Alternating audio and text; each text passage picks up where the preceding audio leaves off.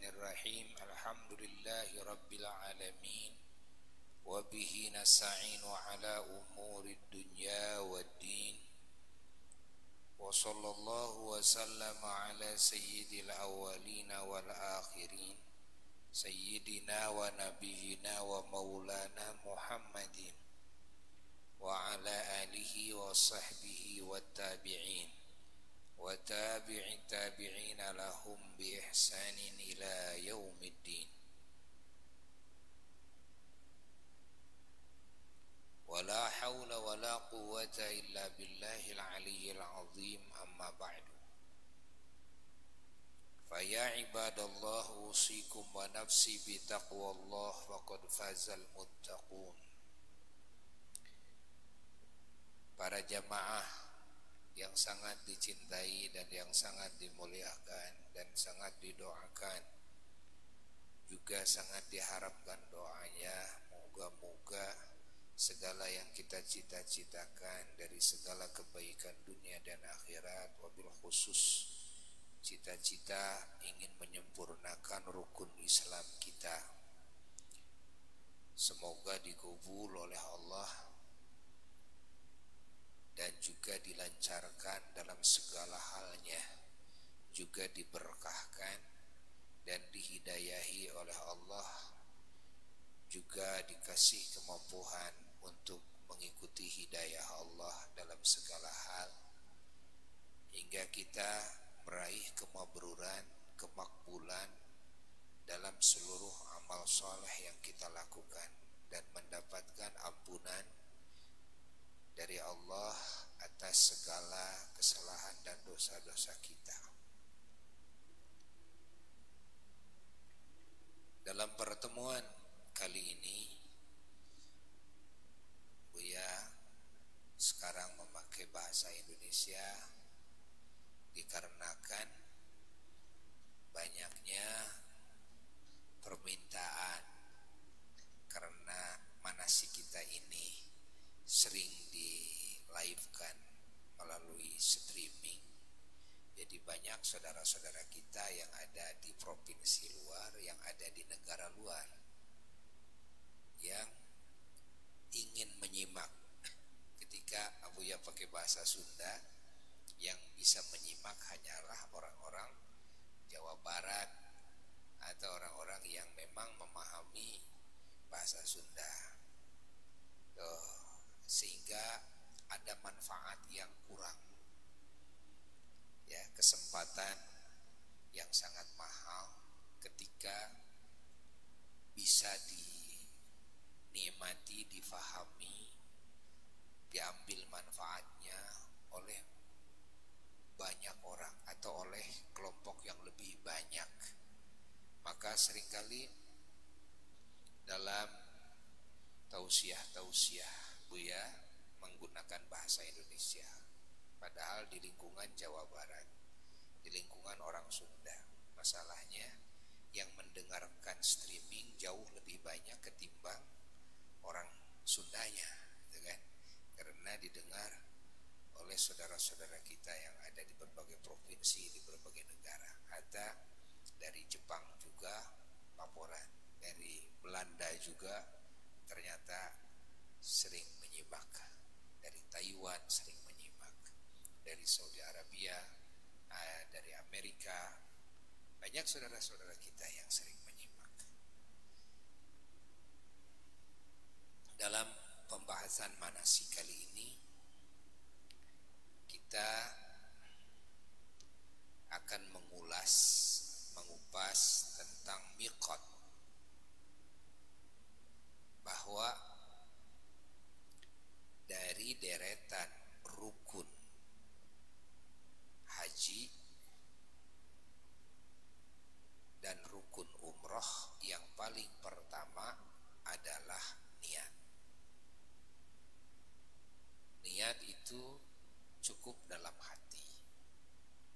Adapun mengucapkannya hukumnya sunnah, alias kita dapat plus pahala dari sunnah. Niat dalam hatinya hukumnya fardu, tapi mengucapkan niat dengan lisan hukumnya sunnah.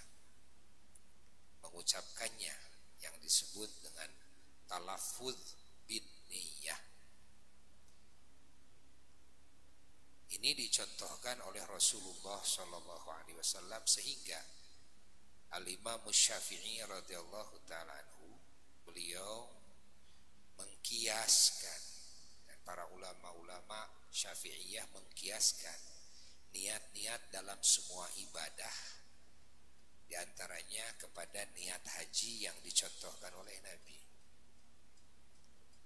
Nabi pun mengutarakannya, mengucapkannya. Sehingga dalam mengucapkan niat di dalam haji dan umrah itu tidak dipertentangkan oleh ulama. Nanti yang diikhtilafkan itu niat di selain ibadah haji diantaranya. Karena kalau dalam ibadah haji dan umrah mengucapkan niatnya itu diucapkan oleh Nabi.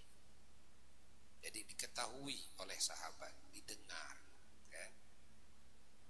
Dan Nabi mengatakan khudhu anni manasikakum, ambillah oleh kalian dariku manasik-manasik kalian.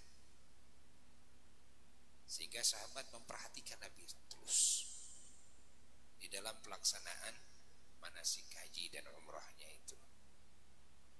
Di antara yang dicontohkan oleh Rasulullah SAW adalah ketika niat haji itu diutarakan dengan ucapan lisan.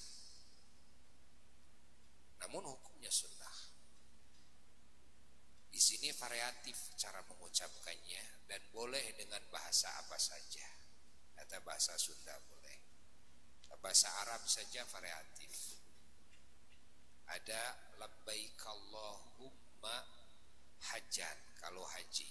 Kalau umroh labbaik Allahumma umrotan.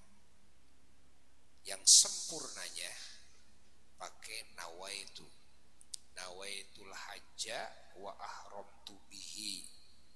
Itu sempurnanya lillahi ta'ala. Nawaitul umrata wa ahramtu biha lillahi ta'ala.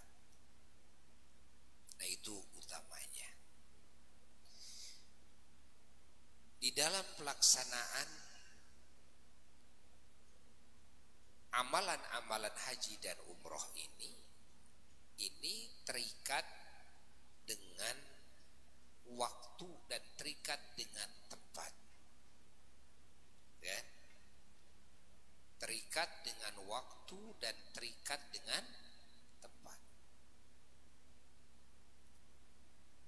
Pahami oleh kita. Adapun dalam kebanyakan ibadah seperti sholat, zakat, kan, saum, itu hanya terikat dengan waktu saja, tidak terikat dengan tempat.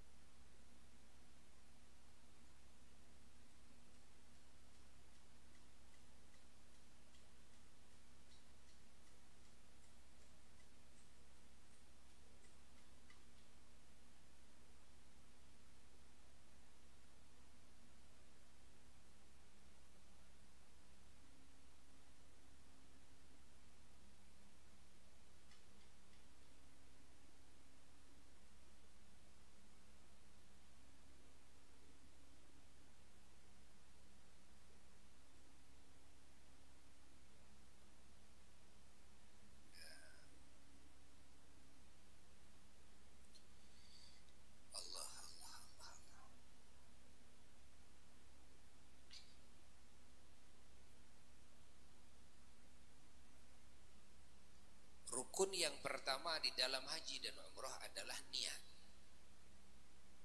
Nah, niat ini dalam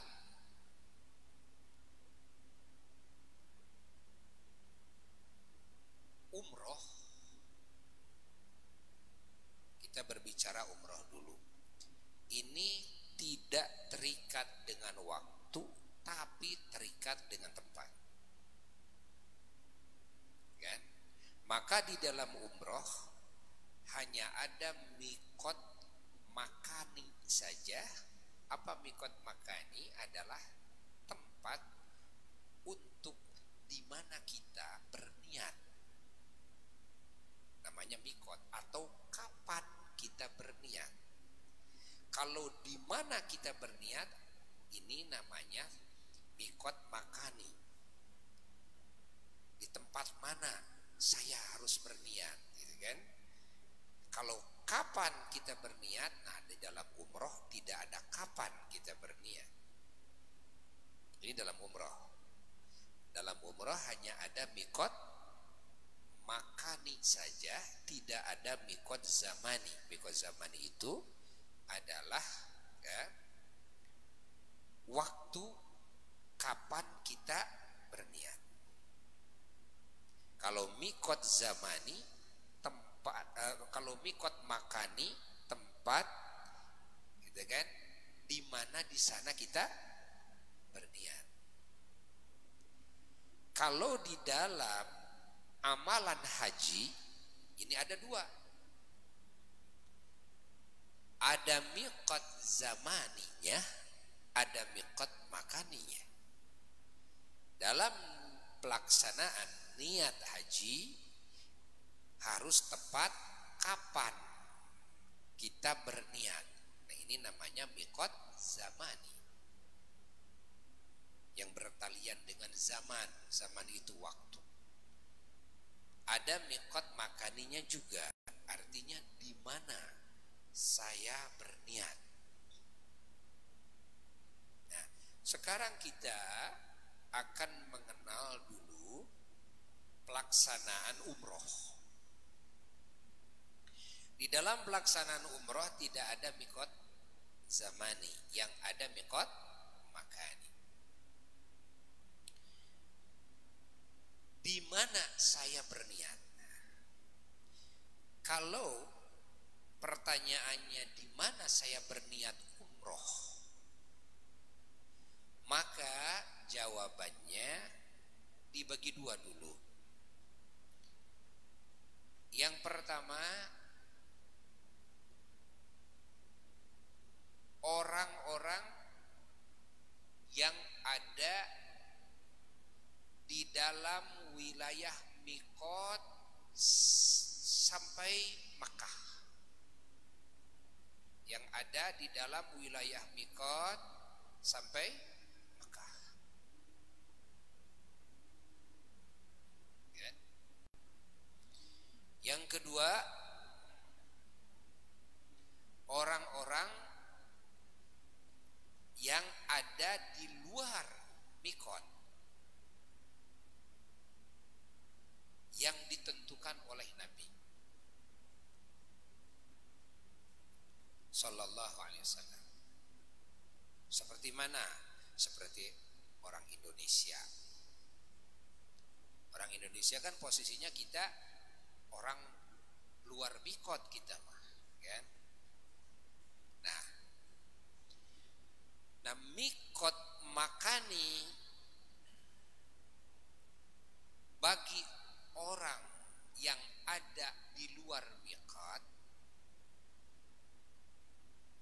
mikot makaninya adalah di mikot-mikot yang 5. Di mikot-mikot yang 5. Mana mikot yang 5 itu? Mikot yang 5 itu, satu, Yalamlam atau Yulamlam. Yulamlam ini di dekat Jeddah. Ya, ada Yulamlam. Dulu pelabuhan ya, kapal laut yang mau pergi haji dari berbagai negara itu masuknya Yalamlam. Nah, yang kedua Qornul Manazil, daerah Qornul Manazil. Yang ketiga daerah Dzulhulaifah atau sekarang masyhur disebut Bir Ali. Dulu namanya Dzulhulaifah, sekarang juga Dzulhulaifah sama, cuma masyhurnya bagi orang Indonesia namanya Bir Ali. Yang keempat Juhfah. Juhfah itu antara Mekah dan Madinah.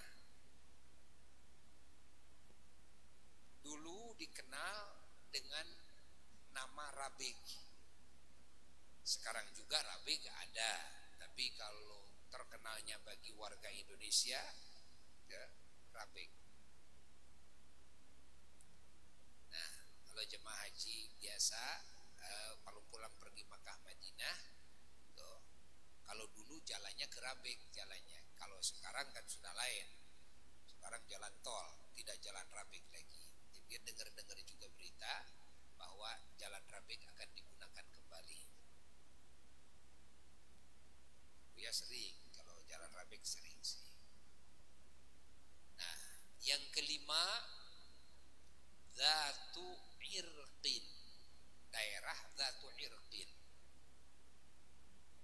Nah, jadi Makkah Al-Mukarramah itu ya, di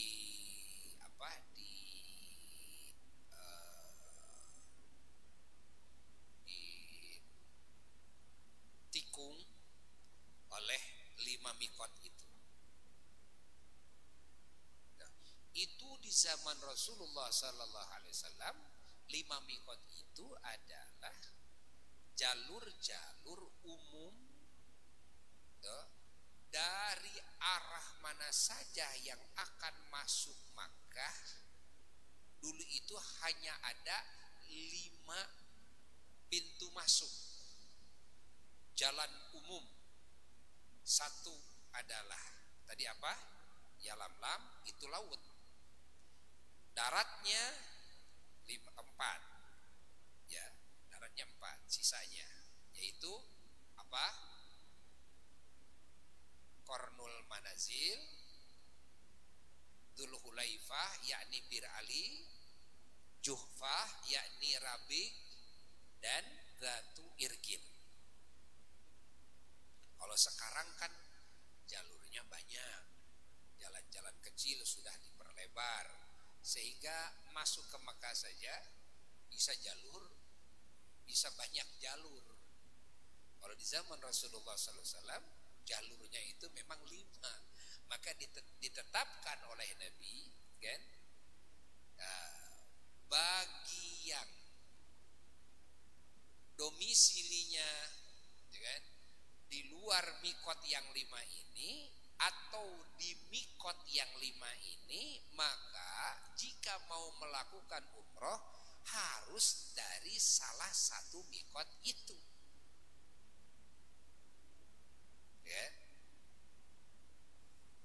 Pokoknya orang Bir Ali dan orang yang di luar Bir Ali kalau mau ke Makkah mau umroh harus dari Bir Ali.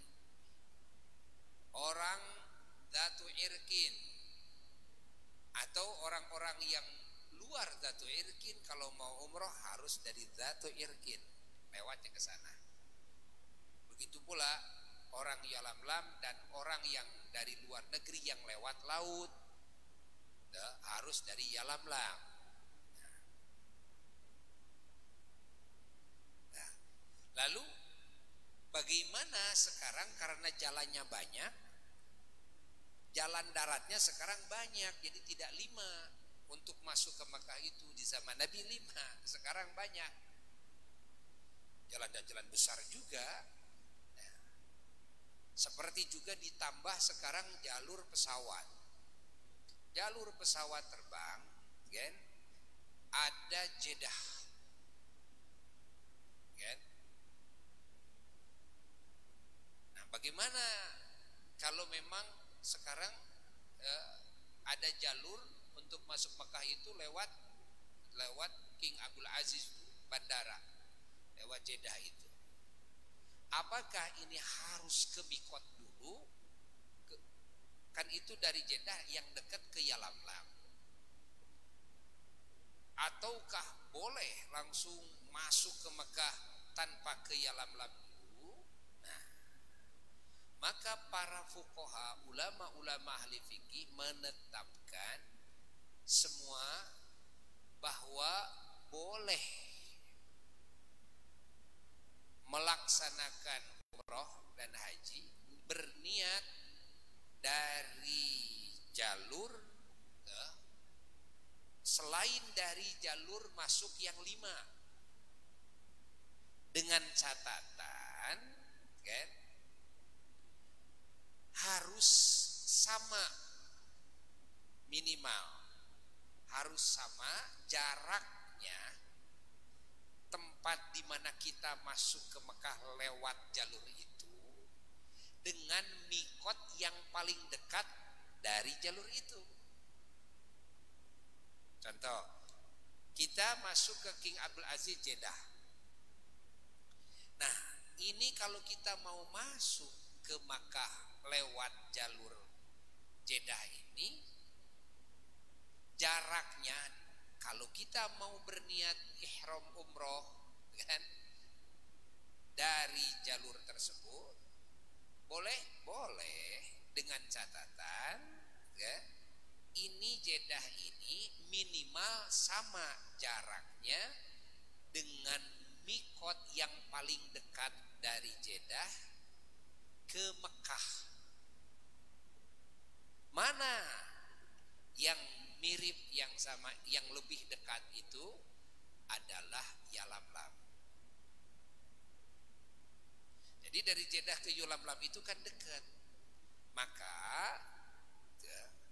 kita kalau mau berniat ihram umroh dari Jeddah boleh.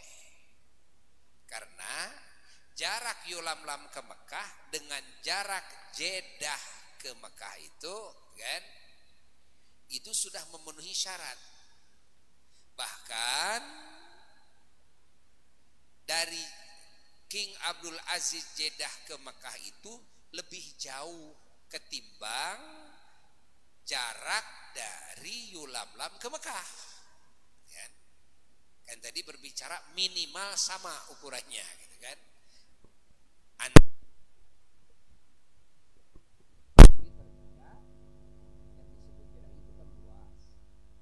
Bandaranya ini lebih jauh. Kalau dari Yalamlam ke Mekah sekitar 70 km. Tapi kalau dari bandara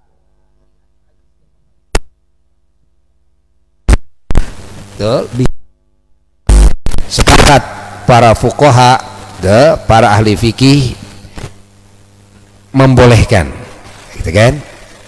Membolehkan. Nah, jadi tidak usah ke Yalamlam dulu. Dan di dalam, walaupun di dalam hadis bahwa miqat yang ditentukan oleh Nabi 5. Alasannya karena di zaman Nabi pintu masuk itu jalurnya cuma 5. Ketika ada perkembangan banyak jalur, maka para fuqaha membolehkan, gitu kan? Walaupun tidak melalui miqat yang ditentukan oleh Nabi, namun jaraknya minimal sama, kan? Jaraknya minimal sama. Nah, ini kesepakatan para fuqaha, hasil ijtihad para fuqaha, para ahli fikih. Nah, ini disebut miqat muhadzat atau miqat misli, alias mikot perbandingan, kan? Cek orang Sunda mah ieu mah mikot nu malebahan, karena mikot nu asli gitu. Nah ini mikot mithli. Nah di dalam memahami mikot misli, mikot perbandingan tadi ya, atau mikot muhadzat, mikot yang apa, menepati mikot yang asli, yang lebih dekat dari tempat tersebut. Ini arahnya boleh dari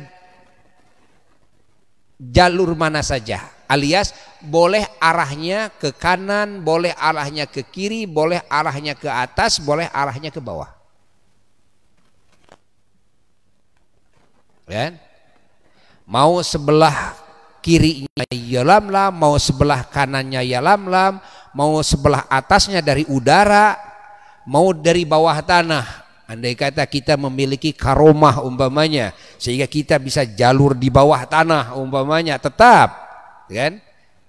Ketika mau berniat jangan sampai melewati itu baru niat, jangan. Mau arah mana saja, seperti pemakai pesawat.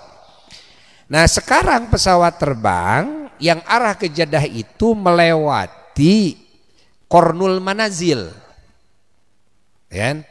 Melewati batas Qornul Manazil. Ini daerah Qornul Manazil, ini pesawat dari Indonesia. Nah melewati ini. Bolehkah kita berniat di pesawat, kan? Bolehkah ketika niat di pesawat? Boleh, kan? Namun syaratnya berniat ini jangan sampai ketika kita berniat pesawat sudah melewati Qornul Manazil. Paham? Minimal pas niat itu pas pesawat ada di atas daerah Qornul Manazil atau sebelumnya, kan? Makanya harus hati-hati ketika dikatakan oleh pilot bahwa Qornul Manazil jarak tempuhnya sekitar umpamanya 1/4 jam lagi, itu harus hati-hati. Sebelum 1/4 itu lebih baik, kira-kira 5 menit lagi, karena kan pesawat terukur larinya ya. Sebelum 5 menit lagi umpamanya ke Qornul Manazil itu kan, kita berniatlah. Jangan dipaskan. Karena kalau 1/4 lagi itu pas di atas Qornul Manazil itu yang dikhawatirkan justru karena per detik, per menit kita umpamanya lagi ngobrol saja udah lewat. Karena kecepatan pesawat itu 1 jam, kalau pesawat yang jauh-jauh itu bisa 1000 km 1 jam. Coba 1 jam itu 60 menit, 1000 dibagi 60, coba berapa? Lihat adek, jadi 1000 dibagi 60 berapa? Lihat.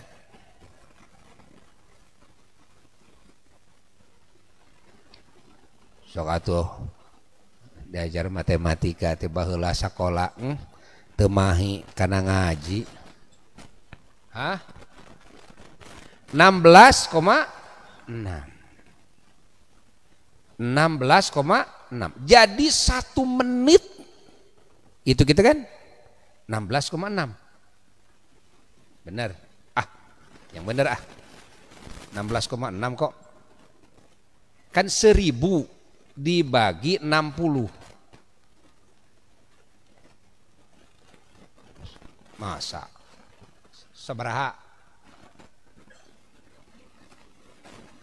Yang benar 16 kilo masa? Kan 1000 kilo dibagi 60. Hah? Makanya 16 kilo 20 kilo aja kali 60 berapa? Hah? Berapa? Bener 16,6. Bener. Coba 16 kilo. Kade ngetang ya.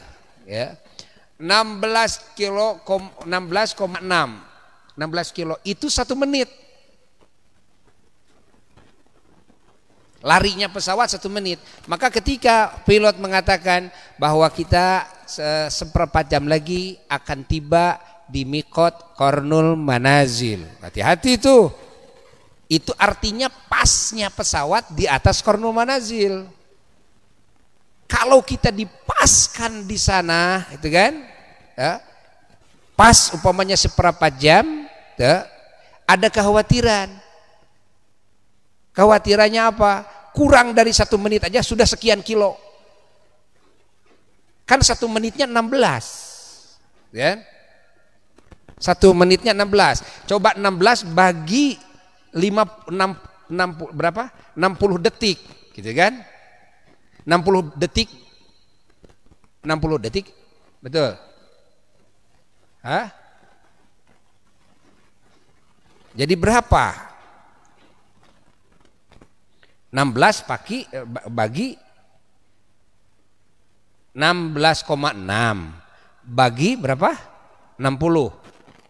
Berapa?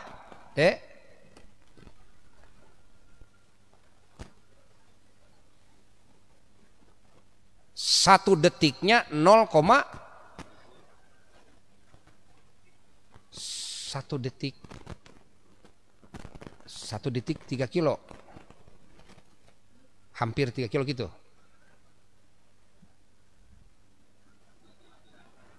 Bukan 3 kilo. Bukan 3 kilo.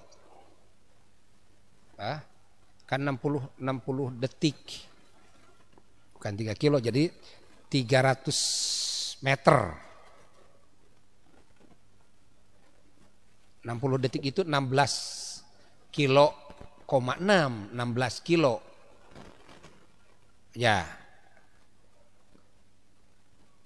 Enggak, kalau 3 kilo kali berapa? Kali 60 berapa? Kan tuh Kak, 3 kilo kali 60 masa jadi sekian puluh kilo. 3 kilo kali 6 aja bisa 118 kilo itu kan, bukan begitu. Paling 300 meter gitu kan, kan 0, kan? Betul? Jadi 0, berapa? 0,27 kalau 0, itu artinya 270 meter per detik. 270 meter kan itu sudah keluar artinya dari jalur kan. Kalau 2 detik saja berapa? Itu kan? 2 detik, 3 detik, itu kan? Udah hampir 1 kilo. 3 detik saja. Ya. Maka apalagi kita akan menjaga dari perubahan lari pesawat, perubahan kecepatan pesawat. Karena pesawat kadang lebih dipercepat, kita tidak tahu. Kadang diperlambat itu pesawat itu. Kadang 800 km per jam, kadang 900 km per jam. Dan kita tidak tahu, dan pilot ini tidak ngasih tahu sama kita bahwa saya akan mempercepat itu dalam waktu sekian menit akan saya percepat, nggak akan ada bicara, tuh kan? Cuma dikasih tahu, perjalanannya kira-kira seberapa jam lagi kita sampai ke Qarnul Manazil. Maka bagi orang yang mau berniat di dalam pesawat, maka kurangi itu, jangan dipaskan. Ya, mau berniat boleh. Ya. Namun kedudukannya berniat di dalam pesawat di udara sama dengan kedudukan niat di Jeddah. Tidak disebut lebih unggul. Tidak. Kenapa? Karena sama-sama bukan berniat di Miqat yang dicontohkan oleh Nabi, bukan di darat. Yang Nabi contohkan di mana? Di darat. Jadi kalau di atas namanya Miqat perbandingan, sama dengan dari darat. Makanya banyak ulama yang mengatakan bahwa di darat itu lebih bagus. Kenapa? Karena lebih jelas, tidak khawatir kita terlewat, ada persiapan. untuk sholat dulu, ada persiapan untuk mandi dulu, itu kan? Nah, berbagai hal di darat itu. Kalau dia pesawat ada riskan, padahal kedudukannya secara hukum di mata hukum fikih sama-sama bukan di mikot yang asli. Di atas pesawat itu adalah mikot apa namanya? Perbandingan. Lalu nanti di Jeddah mikot apa namanya? Perbandingan, itu kan? Maka kebanyakan para ahli fikih mengambil itu kan mikot di darat lebih aman. Kita tidak khawatir gini, gitu kan? Apalagi kalau memang di pesawat itu kan pakai AC. Itu bisa menjadi penyakit bagi orang yang tidak biasa AC. Kan lumayan itu AC itu keras di pesawat. Jadi dari sisi kesehatan malah Buya lebih menganjurkan udah semua naik pakai pakaian biasa. Malah bila perlu pakai jaket, itu gampang masuk angin. Karena AC itu lumayan jahatnya. Di mobil saja yang biasa-biasa, kalau di pesawat lebih keras, lebih kenceng AC-nya. Makanya bayi kalau masuk pesawat, anak kecil harus ditutup kupingnya. Kalau tidak ditutup kupingnya, dia nangis, sakit nanti dia. Gitu kan? Dari sisi kacamata fikih tetap sama, dari sisi keutamaan menang di darat, dari sisi kesehatan lebih baik di darat. Udah, naik pesawat pakai pakaian yang rapi, pakai jaket dan sebagainya. Nanti di Jeddah saja kita ganti, gitu kan? Dan dikasih waktu untuk berganti ya, kain ihram dikasih, gitu kan? Dikasih waktu, dan itu lebih dari cukup lah, lebih dari cukup. Cuma sekarang lebih dipercepat ketimbang dulu. Jadi sekarang hanya waktunya itu untuk bersalin, wudu bersih-bersih, dan untuk sholat dipercepat, lalu naik bis, lalu berangkat ke Mekah. Nah, pahami ya? Paham? Nah, ini pihak pertama, artinya orang yang posisinya di daerah mikot, domisilinya atau di luar mikot, seperti kita. Ya. Bagaimana sekarang orang yang ada di dalam mikot? Jadi sebelah sana Yulamlam, sebelah sana Juhfah, sebelah sana Zatu Irkin, sebelah dalam Qarnul Manazil, sebelah dalam Bir Ali, sebelah dalam Juhfah. Rumahnya di sana. Kalau dia mau melakukan umroh, dari mana dia ihramnya? Kalau orang sebelah dalam mikot, kan? Nah, orang yang sebelah dalam mikot di dalam umroh dibagi dua lagi.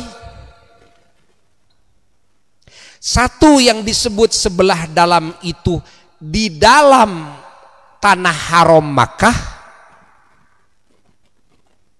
Dua yang disebut sebelah dalam itu di luar tanah haram Mekah, tapi sebelah dalam mikot yang 5 tadi. Sekarang berbicara orang yang domisilinya di dalam tanah haram Makkah, ya kan? Atau orang yang sudah masuk mukim di sana walaupun hanya dengan niat mukim di dalam hati, walaupun bukan orang yang domisilinya di tanah haram Makkah. Niat ihramnya di mana?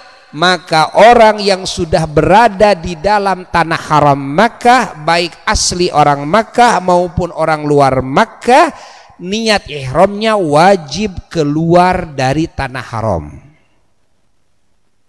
Niat ihramnya wajib di tanah halal, dari arah mana saja boleh. Namun disunnahkan dari 3 tempat. 1 dari Ja'ranah, karena itu bekas mikot umrohnya Rasulullah SAW. 2 dari Hudaybiyah, karena Hudaybiyah bekas lewatnya ketika Rasulullah SAW ihram, lewatnya ke Hudaybiyah, kan? 3 adalah Tan'im. itu bekas niat ihramnya Sayyidatuna Aisyah radhiyallahu taala anha dan Sayyidina Abdurrahman saudara beliau radhiyallahu taala anhu atas perintah Rasulullah sallallahu alaihi wasallam. Dari salah satu yang tiga inilah yang lebih afdol. Tapi sesungguhnya walaupun tidak dari salah satu yang tiga pun juga asal dari tanah halal di luar tanah haram dari arah mana saja sah. Faham? Ini bagi orang yang sudah ada di dalam tanah haram Makkah. Nah, yang kedua adalah orang-orang yang dia posisinya domisilinya di luar tanah haram tapi di dalam mikot yang 5. Jadi sebelah dalam mikot yang 5 namun di luar tanah haram Makkah. Dari mana dia mikotnya? Kalau dia mau ihram umroh dari rumahnya masing-masing. Rumah kita di mana? Rumah kita kira-kira 50 km dari Makkah umpamanya. Saya mau ihram umrah ya dari rumah saja. Kan tanah halal rumahnya. Ya kan? Itu mikot dalam ihram umrah. Nah, paham tidak? Sekarang kita mau berbicara bagaimana mikot di dalam haji. Nah, berbeda sedikit di dalam urusan mikot haji yang insya Allah dalam manasik yang akan datang kita akan meneruskan kembali. Namun dimohon agak lebih awal itu kan waktunya. Dan untuk ahad yang berikutnya ba'da zuhur langsung ya, ba'da zuhur langsung kira-kira jam 1 kita ya kan.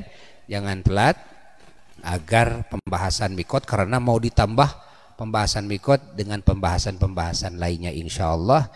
Semoga Allah memanjangkan umur kita semua, melancarkan segala urusannya dan juga menjauhkan dari segala kejelekan zahir dan batinnya, dan kita disampaikan oleh Allah kepada yang kita cita-citakan, bisa mendapatkan haji dan umrah yang mabrur dan mabrurah bijahin Nabi sallallahu alaihi wasallam. Al-Fatihah.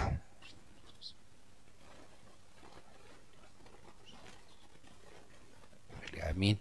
Wassalamualaikum warahmatullahi wabarakatuh. Adzan.